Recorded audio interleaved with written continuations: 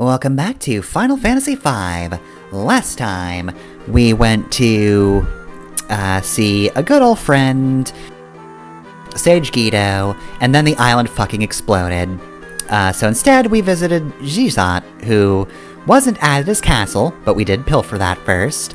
He was, however, at a fleet near Exdet's castle, and so all of that was a decoy to get a submarine and burrow beneath one of the barrier towers that's protecting Exdet's castle. And so now, we're in Hacker Voice. I love that we have to go to this, mystical king for help, and his methods of helping us are to provide us with a submarine and C4. So much C4. I guess it could have been dynamite, but I'm going to choose to believe it's C4. He also has another item. So this is Whisperweed, which is a fun item that appears every once in a while in the Final Fantasy series. So apparently we can keep in contact with it. Here's a walkie-talkie, by the way. Here's a plant that acts like a walkie-talkie. Does that mean that the dynamite's also some kind of plants? I think that was Solid Snake. Damn, he dyed his hair blonde. Oh no, it's Liquid! he survived Shadow Moses and reformed. By the way, Galuf, I was born with the recessive genes. What does that mean? Here, Galuf, take this plant, it'll let you talk, and then he drops it and it explodes. Oh shit, that was the wrong one! Hold on, this is the plant that will let you talk to me. I'm sorry, that was the bomb flower from The Legend of Zelda. I'm surprised I didn't know the difference. It's very obvious. This one's shaped like a bomb. I don't really know what that is either, if I'm being entirely honest.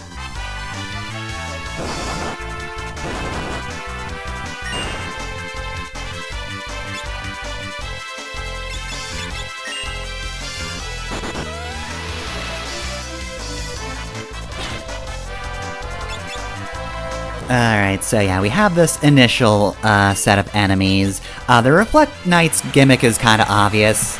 He's called the Reflect Knight. So don't use magic on him. Oh, we got open fire. Gained open fire! Faris now just has the ability to shoot people with a cannon. Okay, so Barrier Tower is going to be an experience, but the good news is we're going to be getting a lot of the stressful blue magic out of the way. So, solo Reflect Knight isn't a problem. Alright, so I kept this battle in because, wow, what do you know? I managed to get Mix. It's a good thing I definitely had all the ABP I needed for that one. Wink. I came into Barrier Tower thinking that I wouldn't need to use the save editor again. Lo and behold, however, in order to get the Red Dragon's blue magic spell, I need to do an elaborate setup involving using Dragon Fang and Phoenix Down, mix those two together, and you set the Reflect status on a target. I need to do that on the Red Dragon, because for some stupid reason, you can control him and make him do blue magic. However, it can only be used on himself, not us. So, because of the way I have my job set up, Faris is doing all of the legwork on this one. So, control the Red Dragon. Thank you, Hypno Crown, for making this not stressful. And now we play the waiting game. And because I've set everybody up as a blue mage except Bartz, but he has learning, I can level 3 flare off of him in order to hit somebody in the party, killing them instantly, obviously.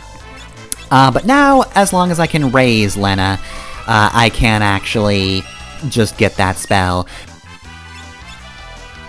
Which, I did not have to level edit anything for the level-specific spell this time. Thankfully, everybody was, I want to say, level 33 at this point? We're at some multiple of 3, so it was easy enough. Okay, so that's it. Can you explain all that again while trying to do an impression of Yami Yugi from Yu-Gi-Oh? No. I don't know why, but when you were explaining something that complicated, my mind went to like a really involved turn in Yu-Gi-Oh. I placed the farmyard cow or what? God, I've forgotten that prosody bit. Anyway, though, yeah. So the biggest flaw in my plan, unfortunately, was the fact that I had not done enough grinding on Chemist because I don't really like using Chemist because I'm not good at it. I did have to look up how to make the Reflect spell because I don't know off the top of my head. I don't know any good combinations. It's not my thing. So yeah, I just set Chemist to almost, I think level 2 it needs to be to get Mix, whatever it is. I have Mix now, I can do that. I'm not going to use it too much. The only reason I need it now is because we haven't learned Reflect yet, and I want to learn all of this magic right now, do not want to wait on it.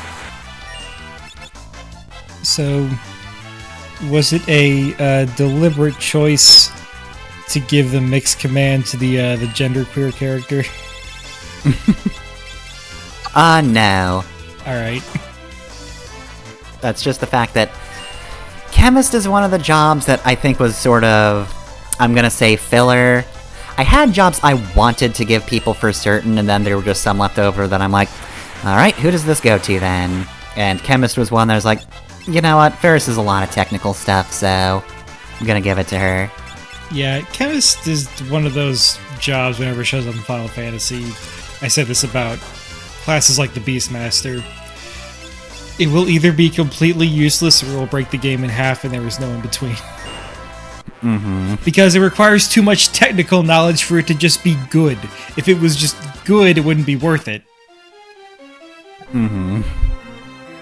Anyways, level 3 haul, level 3 flare, and the blood sword. Quite a haul. Yeah, it's a lot of good stuff. Blood Sword is just a drain spell in sword form. Also, Time Slip, another blue magic. You can see it's pretty devastating because it just hits you with a whole lot of status effects. It's not only the old status effect, it's also just sleep as well. It's the clock that turns you old. Remember drain spells? They're back in sword form. But yeah, no, Blood Sword's real good. And yeah, level 3 Flare. Flare is a powerful spell. And we're getting it relatively early. Obviously, it is constrained by the fact that the target needs to be a multiple of level 3 in order for it to actually work. But fuck off, Neon. It's not really a huge deal, though. Level 3 is like semi-common. Your scan command will help a lot in determining if it's gonna be useful, but yeah, that's just the trade-off. Get Flare early, but it's just a matter of you can only use it sometimes. I want to take that soundbite of you saying fuck off Neon and use it to misconstrue your opinions on Kamen Rider Geats characters. Also, I keep trying to do, like, snappy one-liners, but there's too much shit to explain in this episode. I don't have time. There's so much stuff to explain, like level triggers. Oh, fuck so off! These guys have the last blue magic spell we need. However, it's a magic spell that is a multiple of 2, so we're going to have to wait for Bartz to level up in order to do that. Otherwise, they do level 4 Gravaga, so they are going to kick the shit out of Gala. Also, yes, Galuf is now Punch Berserker.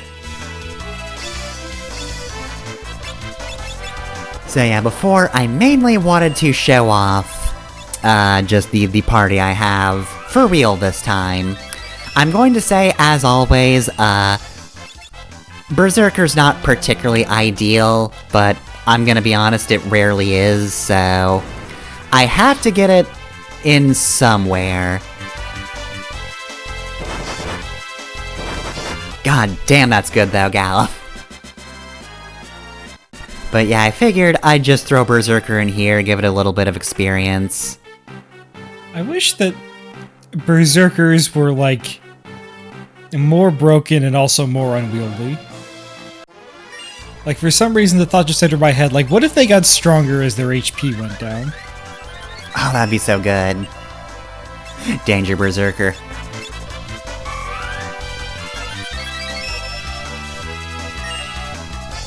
Also, Magnetites are new enemies, but like, they're so useless. They just change you to the front row. If you, like, okay. Push you to the back, can they?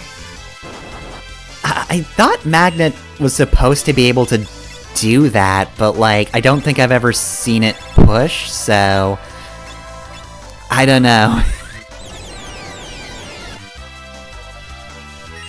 But yeah, like, theoretically, they're here to make the Reflect Knights more potent because, you know, they're just the warrior type of enemy, they do a lot of damage. But like, I don't know. It's just a little bit of extra punishment against mages, who are already useless against these guys in particular because they have Reflect on, so... Unless you use something that bypasses Reflect, like, say, Comet, which I don't think I actively use against them.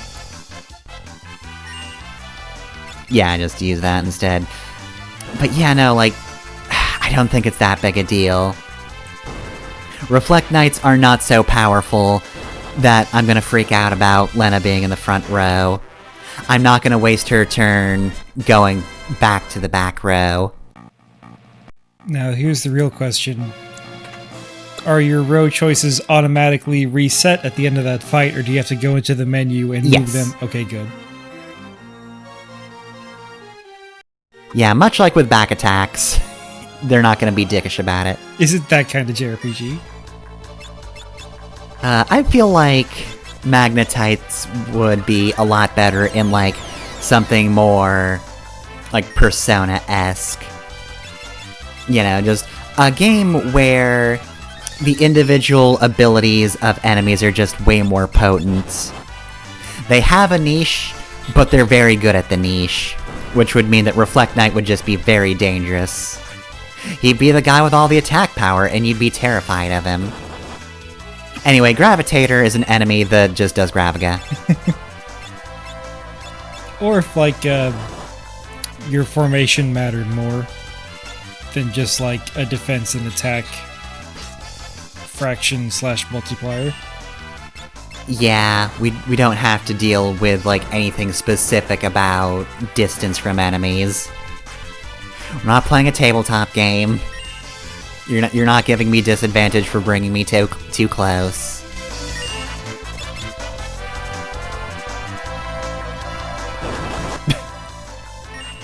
It is funny when they just try to punch you, though. I'm just picturing this fight looks like the music video to Virtual Insanity by Jamiroquai. I have no idea what that is. He's just kind of like standing around, but all the furniture and everything is moving around, everybody's tripping over it. Okay, so that was the Whisper Weed. Gizat is coming in through this plant, which has static interference for some reason. Because it's hissing! Switching to codec communications.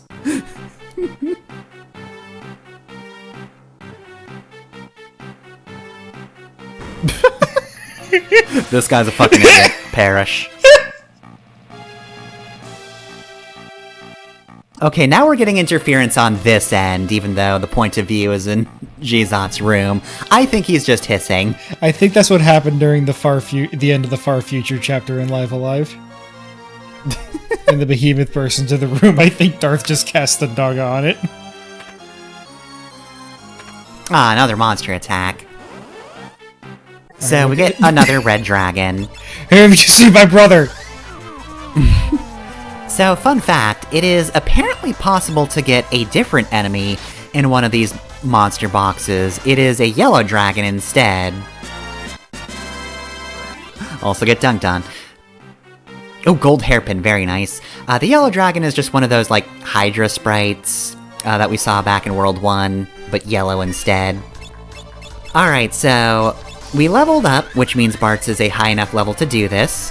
Which means now we have to do this stupid plan. So once again, level trickers have level 2 old on them. For some reason, when you control them, you can't just cast it on yourself. Oh no, no.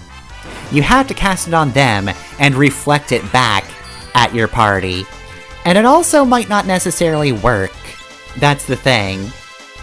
I don't know why, but for some reason it, like, sometimes just doesn't target a person. This is the end of me doing just, like, a bunch of attempts at this. So, of course, a bunch of runs were ended because Galuf couldn't help himself punching these things to death. Again, Berserker is not the best idea. Which is why I've had to stop him. I hope that right after you hit Bards with level 2 ult, one of the other enemies just uses it on their own. They literally cannot. Oh. That's the thing. I don't know why. It's stupid, but they don't. They only use level 4 Graviga, even if it's not useful. Yeah, I like it whenever you get to cast Reflect on enemies. What was the boss in Final Fantasy IV where that's the trick? Is it Ashura? I think so.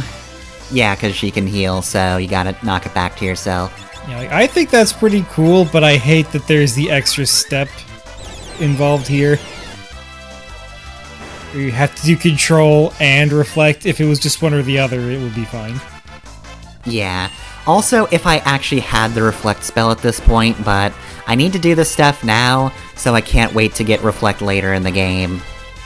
Obviously, there are more opportunities later on to get these spells, but you know what? Guess what?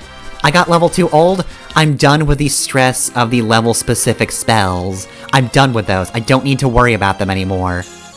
There are more blue magics left, of course, but that's the end of the level-specific ones. A weight has been lifted. Let's take a nap.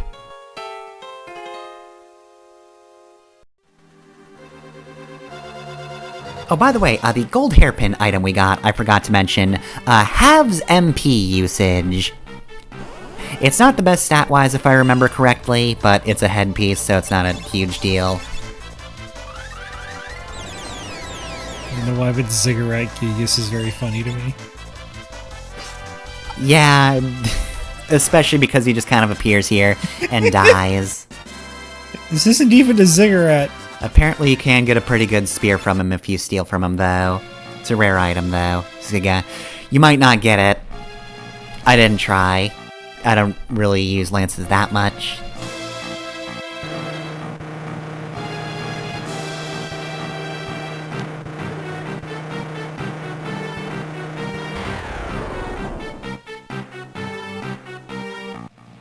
You know, looking at that map we were just looking at, why doesn't he just give you a walkie-talkie? It's not like the quote-unquote tech level of this setting would make it unbelievable. You already came here in a submarine. Mm-hmm. Dang, we're paying with blood against Atomos. So this is a gimmick fight. He's just gonna come out fucking smashing you to death with meteors. So, you will not survive this assault. Obviously this is an attack that pierces Reflect, so even if you manage to get Reflect on, like from that Reflect ring I got earlier, or through the Mix ability, which means I technically have a, way to reflect on myself and not just enemies. But yeah, no, he's just gonna keep spamming Comet until one of you dies. So, I'm trying to do a whole lot of damage. I will make a note here. His HP is 19,997.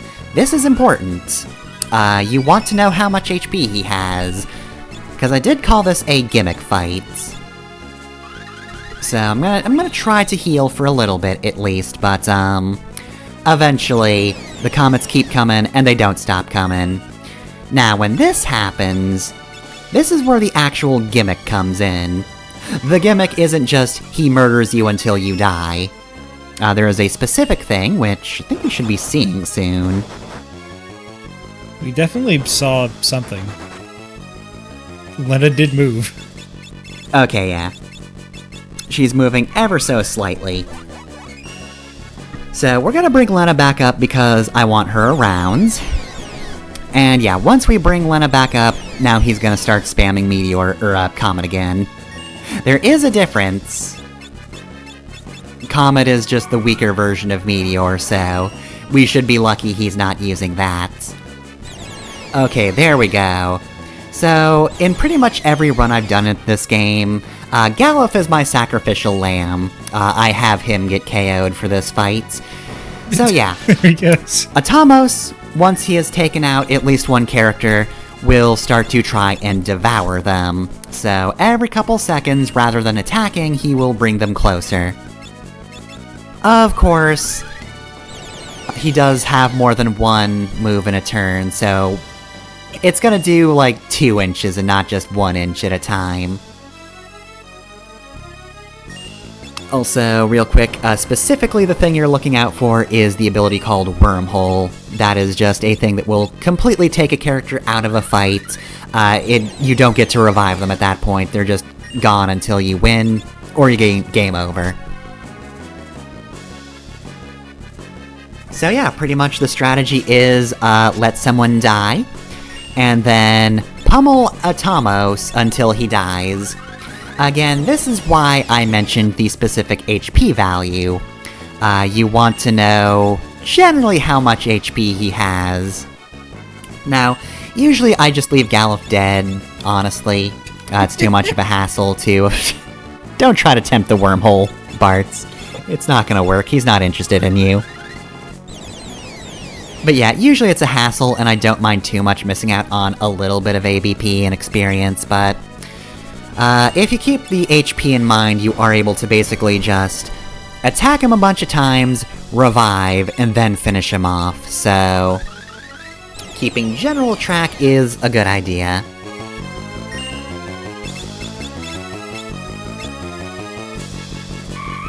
Also, I've never seen it before, but having looked it up on the wiki, apparently he does have other things he can use.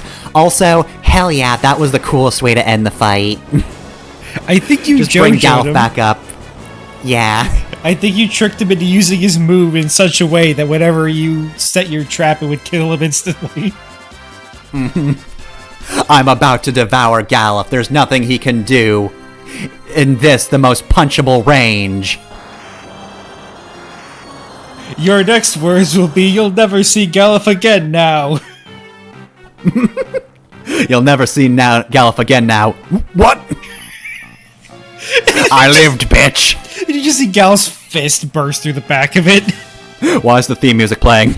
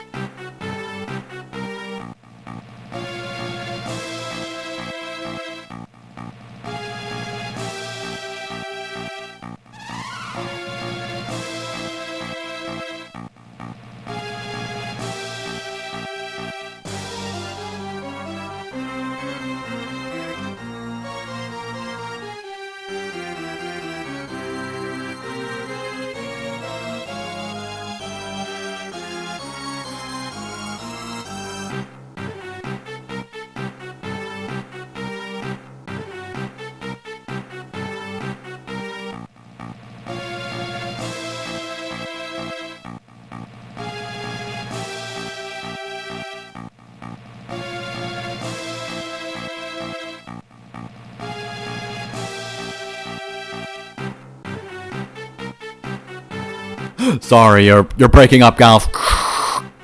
You're just making those sounds. I'll go kick your ass myself.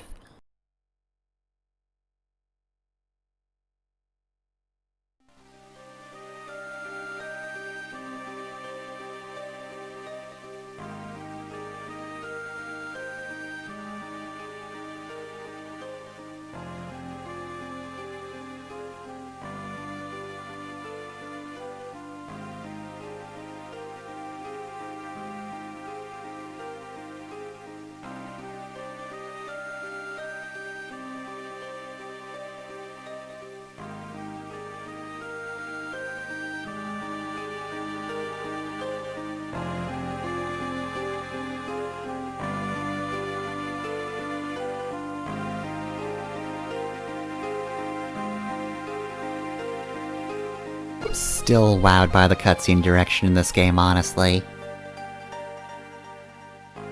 This was an SNES game. People sometimes give old games shit, but you know what? That was a really well done scene, just graphically and sound effect wise. And also this right here.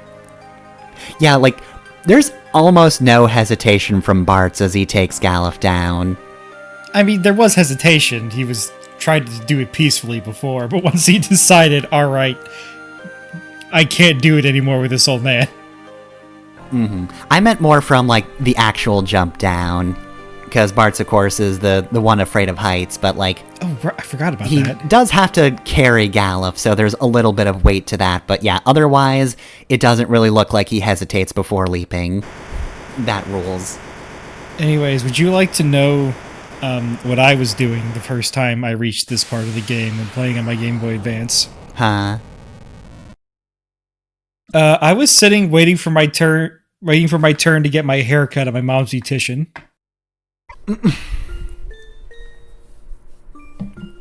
That's a hell of a scene to be playing, huh? I don't know why I remember that so clearly, because it's not like I was fighting back tears or anything. Obviously, it's a well done scene. And this part especially. Yeah. But that's just something I'm gonna remember for the rest of my life. So yeah, you do actually genuinely just need to give Galuf a moment. How fucking, like, how do you think this came up during the development of this game? Like, whenever somebody decided, yeah, Galuf should take a moment to wait to see if Shazad will come back. At what point did they decide, wait, that shouldn't be a cutscene. You should have full control and just have to wait. I don't know, maybe it was just, they just thought of that while writing, like, you know what? Fuck it. Let's make that manual.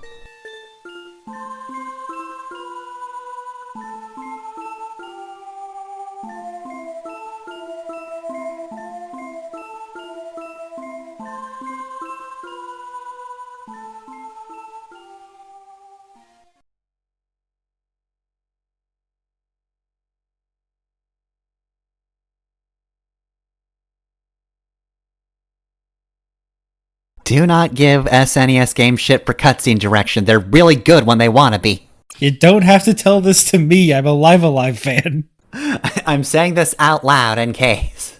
I know you're fine. This is because you've read some of the comments on the thing that happened to Genealogy of the Holy War, isn't it?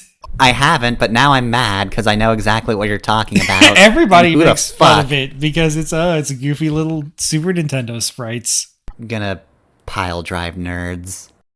I thought it was too harsh on NES games in the past, but you know what? Other nerds are worse.